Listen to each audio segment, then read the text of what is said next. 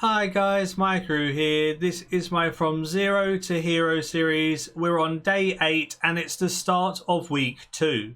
You all voted for this week and how this week is going to play out. I added a straw poll to the week 1 roundup that a lot of you voted on and gave some really good feedback. So I'm going to do exactly what you guys voted for and I'll speak about that more in this video, so let's get right into it.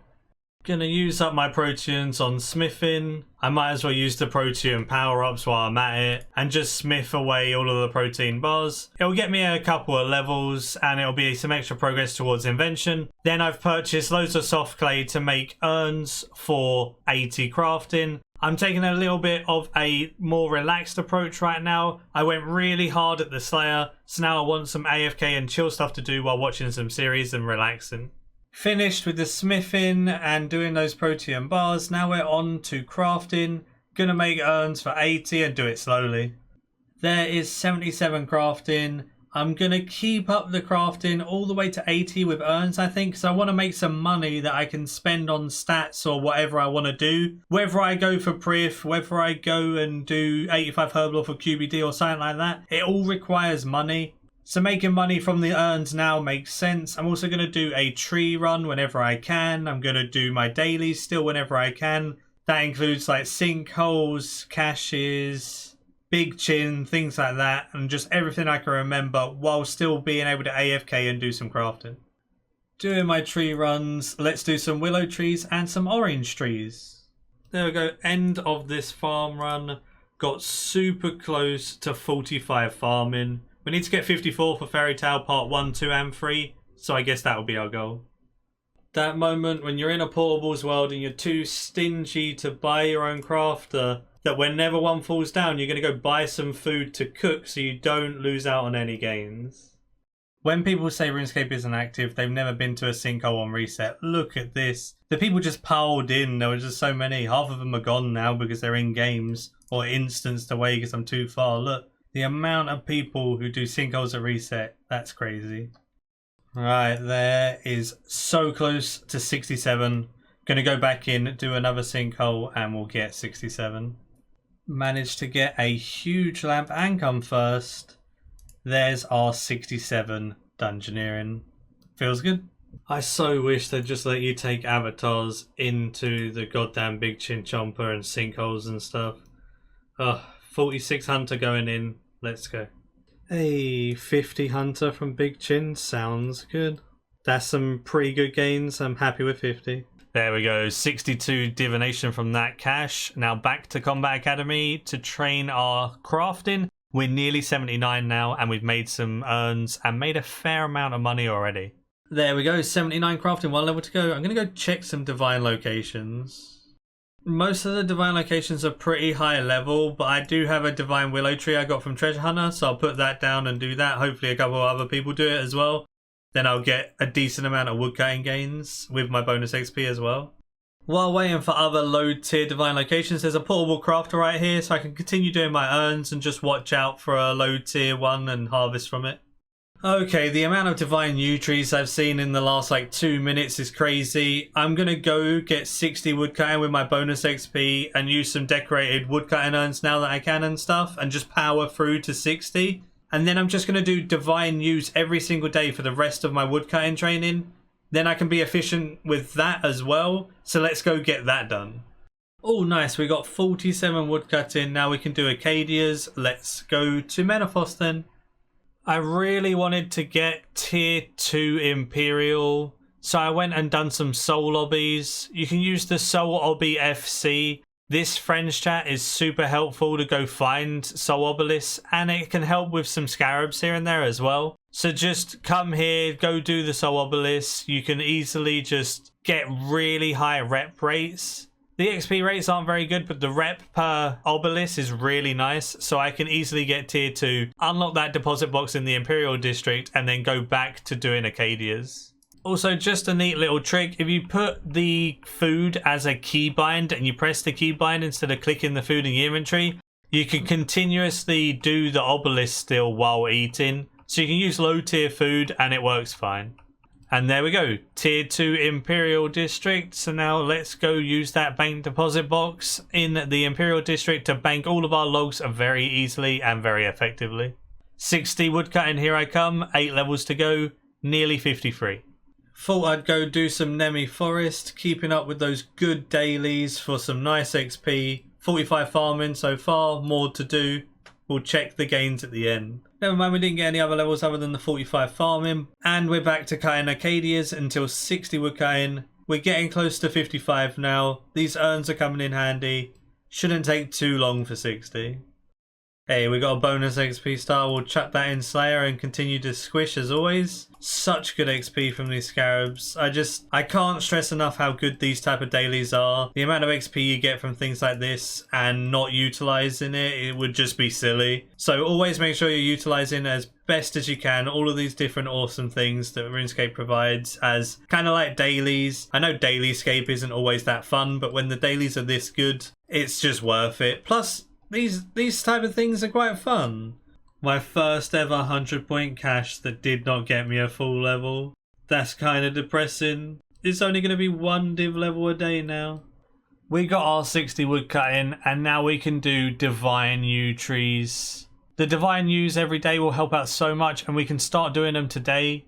I also got a lot of Acadia logs that I've been banking in this deposit box, which obviously was the reason why I got tier 2 Imperial. So let's go sell those Acadia logs and see how much money I make. So I managed to sell all my decorated fishing urns. I have 150 decorated woodcutting urns that aren't selling that I'm going to have to lower the price of, but we're also going to sell these Acadia logs. So we got 650k just from getting to 60 woodcutting. That's not bad at all.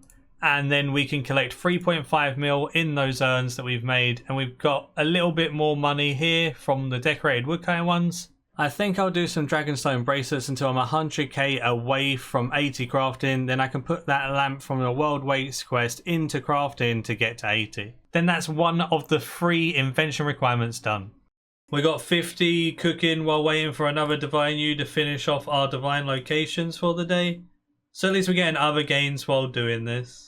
I thought I'd make my own divine yew tree. So when I put that down, when people harvest from it, I get the XP from them harvesting it too. So that will make it easier for me to get my cap. And then if it's easier for me to get my cap, I can leave here and go focus on some other stuff. So if I chuck this yew down, hopefully some other people will chop at it. And then I'll get lots of XP for them chopping. And I'll also get some extra yew logs and stuff noted from them chopping. And then we're all happy. There we go. So I'm getting the yew logs from me chopping and the yew logs from them chopping. And all of those XP drops are coming in really fast and it just looks so awesome. The amount of XP you get from divine locations is just busted. It's so broken. Got to make sure to do this every single day. I'm going to make my own location every day and then do the rest of my cap on other people's. We made all of our Dragonstone bracelets and we're 91k away from 80 crafting, so we can go get our lamp and get our 80 crafting. Right, let's stick this lamp in crafting then. And we can get crafting to 80. So that's the invention part unlocked for crafting. So now we just need to get 80 smithing and 80 divination when we're going to go for invention. But prif seems like it's the goal, so we're not going to do that right now. We're going to go for 75s in all the prif stats and do those quests. Looking at the straw poll, it had over 1,000 total votes, so thank you everyone who voted on this straw poll. We can clearly see the 2 things that people wanted to see the most, and that's what I expected. It was try to get prif unlocked and go try mid-level bossing for money. Now I'm going to combine these 2 things together. I'm going to try and get prif unlocked as fast as possible and try and get prif by week 2. So by the end of this week, I'll hopefully have prif unlocked. When I get prif unlocked, I'm going to then change the focus to mid-level bossing to make money. I gave the example of 85 Herblore and QBD.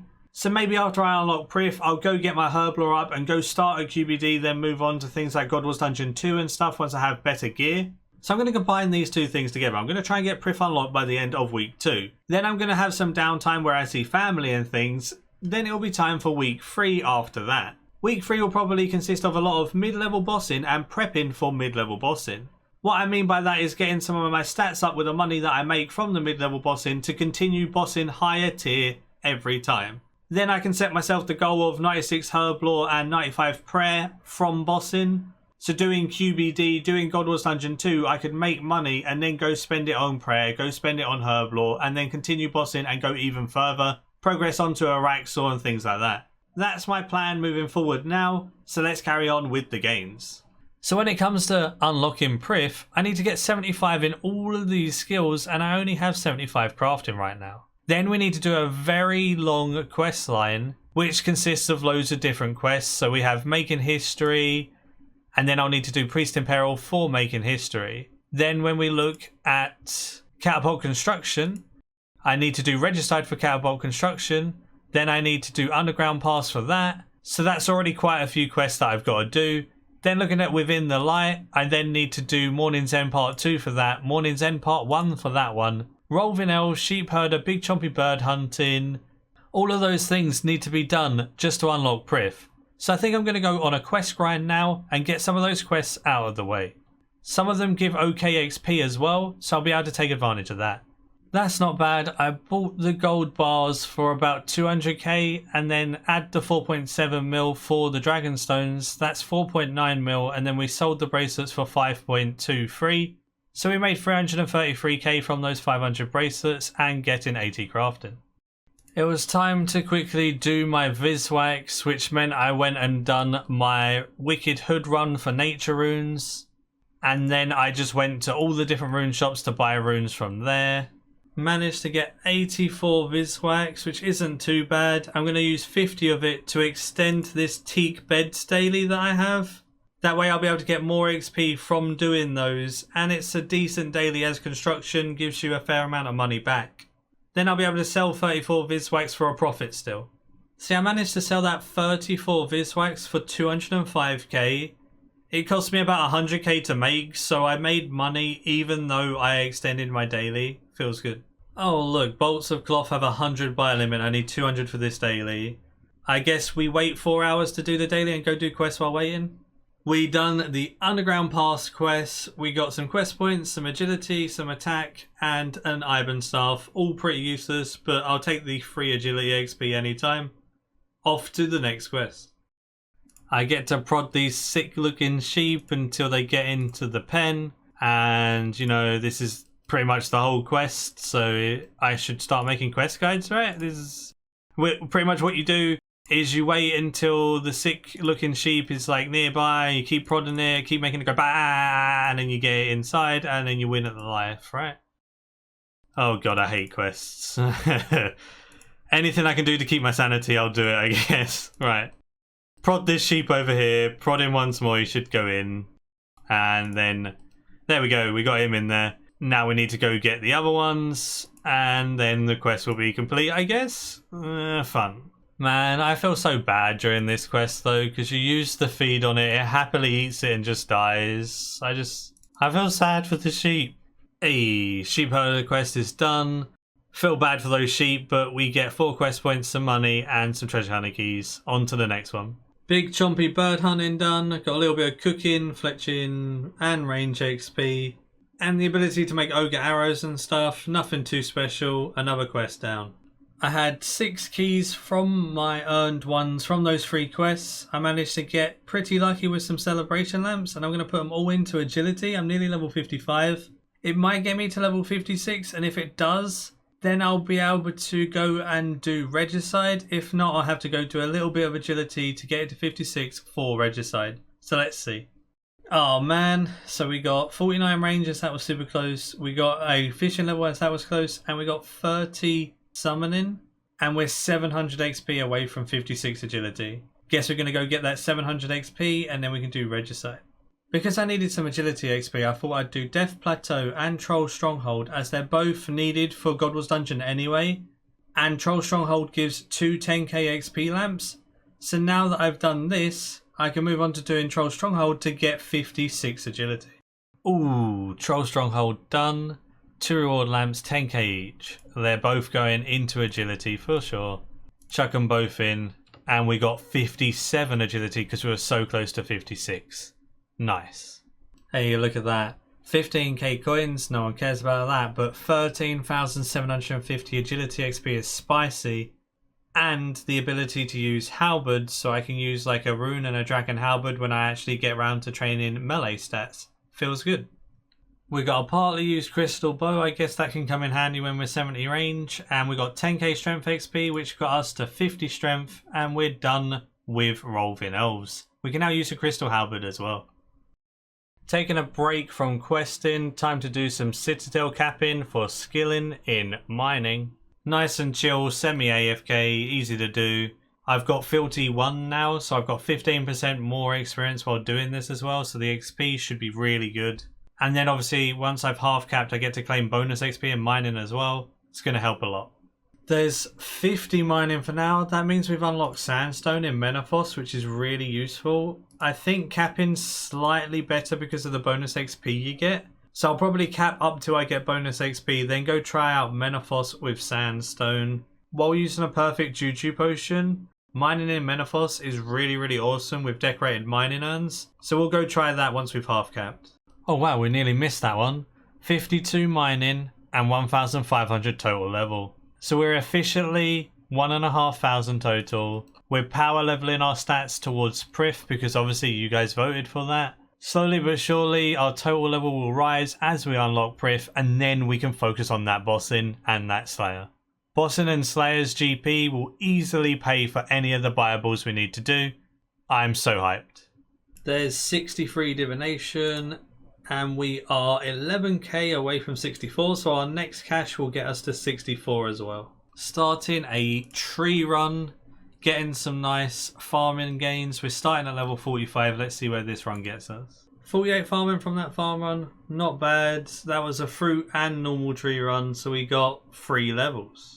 Remember, right click, claim XP from your quartermaster, and you can claim it in any of the skills level 40 or plus that are used in the Citadel. So I'm going to claim mine in mining, and it gave me 16,800 bonus XP in mining. That's pretty nice. I forgot my keys from the quest, so I got quite a few celebration lamps that are all going into agility, and we should be able to get that last little bit to 58 agility.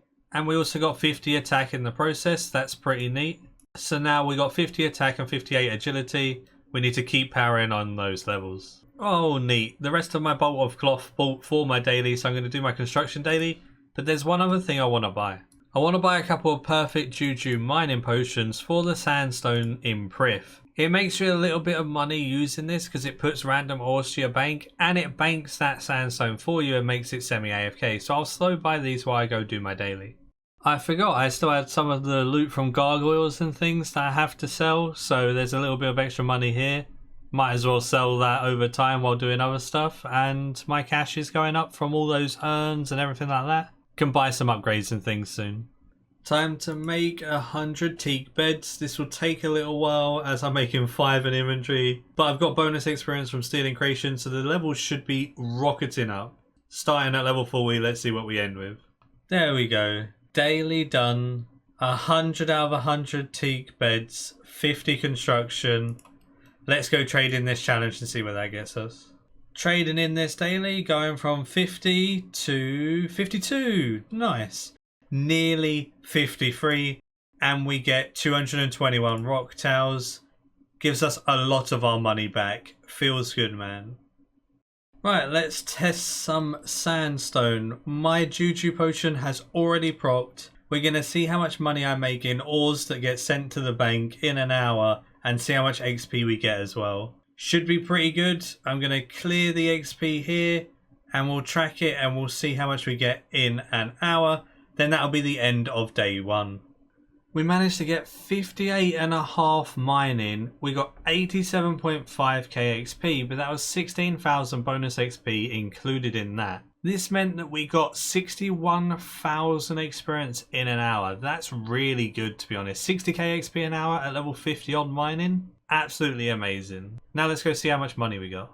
In an hour we made 300k GP. That's not even that bad. Obviously I wasn't expecting to make much money, but 300k GP as some free money while mining and getting 60k experience an hour, that's pretty damn good. Either way, that's it for day 1. Hope you're enjoying this series so far. Hopefully week 2 has started off well and you're still enjoying the series. My end of day one stats are on screen now. Over 1,500 total, 106 combat and 100 quest points. The gains are going strong still. And until tomorrow, see ya.